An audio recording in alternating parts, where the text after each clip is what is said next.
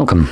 In front of me is a Poco C40, and today I'll show you how you can enable and set up your Do Not Disturb mode.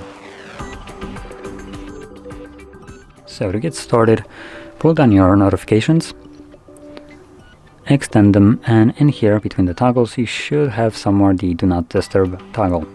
It's named a little bit shorter as DND and has a moon icon, so once you locate it you can tap on it to turn it on immediately, but what I recommend doing the first time around is actually holding this toggle. This will take you to the settings where you can customize how it actually functions.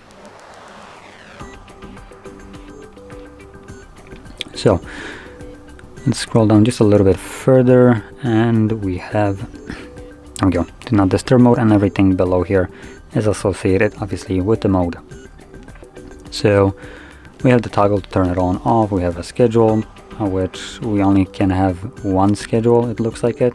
So you have start and end time, and then each day of the week that you wanted to repeat it during.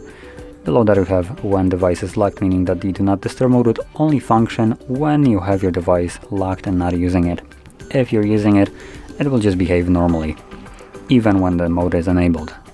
Now, Notify About Callers allows you to select who can call you, so you have anyone, contacts, favorites, and that's about it, along with the additional option right here for Notify About repeated callers. So if someone calls you twice within a 15-minute period, you will be notified about it, and this option, once enabled, completely bypasses this one.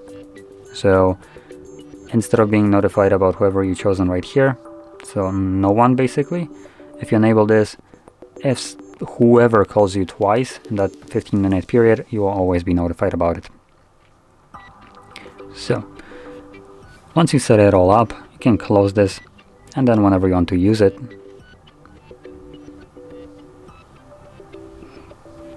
find the toggle, tap on it, and that's it. It's now running. Now when using it manually, like I am right now, so not the schedule mode, you do want to remember to turn it off, otherwise it will be running permanently in the background. Now to turn it off, all you would do is just tap on the toggle once again. So anyway, with that being said, if you found this video helpful, don't forget to hit like, subscribe, and thanks for watching.